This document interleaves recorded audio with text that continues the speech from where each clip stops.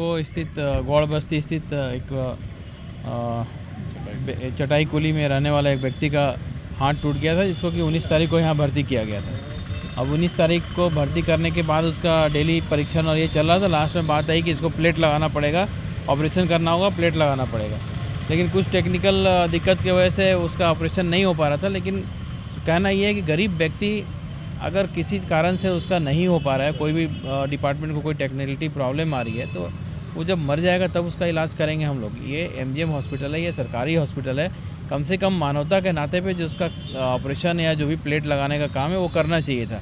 आज 19 तारीख से लेके आज 9 तारीख हो गया, लगभग 20 दिन होने जा रहा है। 20 दिन में एक छोटा सा एक व्यक्ति का हाथ टूटा हुआ है। आप देख सकते हैं कि किस तरीके से वो 19-20 दिनों से अपना हाथ को ऐसे ही बांध के रखा हुआ है। तो ये आप समझ सकते हैं कितना बीभत्स रूप है यहाँ के सरकारी अस्पताल का।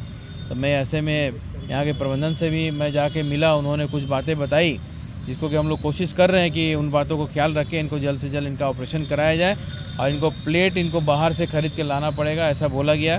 क्योंकि इनके पास में आयुष्मान कार्ड नहीं है, तो इनको बाहर से हम लोग प्लेट मुहैया करा रहे हैं अपने स्तर से। प्रबंधक हालांकि क्या आश्वासन मिला है प्रबंधन ने देखिए अपनी जो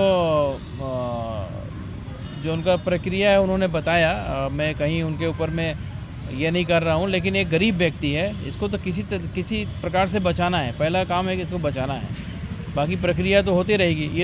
ये तो निश्चित रूप से है ना कि ये व्यक्ति लाल कार्डधारी है, बीपीएल परिवार है, ये गरीब है। तो पहले तो वो देखना है हमको, पहले तो इसका दवाई कराना है, इसकी जान बचानी है, इसको हाथ बचानी है। कल को हाथ में सेप्टिक हो जाएगा, हाथ काटना पड़ जाएगा या इसकी मृत्यु भी हो सकती है। तो इस स्थिति में मेरा आग्रह है प्रबंधन से कि जल्द से जल्द इसका ऑपरेशन करके इसका हाथ को ठीक किया जाए।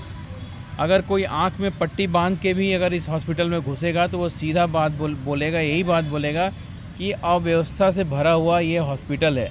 आदमी चूँकि गरीब है, बाहर में बहुत महंगा दवाई होता है, लोग यहाँ पे आते हैं। लेकिन कल भी मैं एक पेशेंट को लेकर आया था, हमारी कदमा निवासी एक महिला थी, एक भूमि महिला थी, 70-72 साल की उसकी एज थी।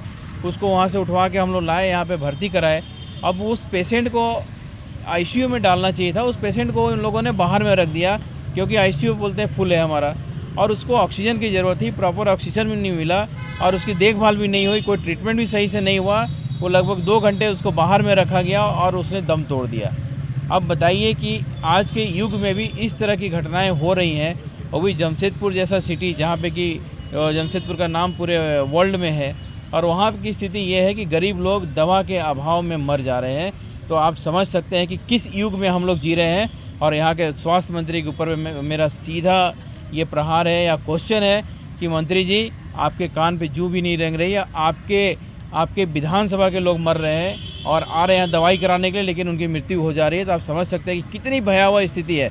मैं आपके माध्यम से स्थानीय सरकार और यहाँ के मंत्री और यहाँ के विधायक का भी ध्यान आकृष्ट करना चाहता हूँ कि जल्द से जल्द इस व्यवस्था को सुधारें आप, अन्यथा एक बहुत बड़ा समस्या में जमशेदपुर पड़ गया है, और नहीं तो आने वाले दिनों में कोई बहुत बड़े आंदोलन का रूप लेगा ये। मेरा आगे पीछे कोई देखने वाला नहीं है।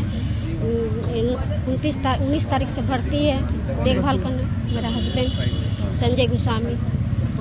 क्या किन बीमारियों से ग्रसित हैं? वो हाथ कहीं में फ्रैक्चर हुआ है। क्या आपने हॉस्पिटल के द्वारा जो ट्रीटमेंट चल रहा है उसमें क्या कुछ कंडीशन है?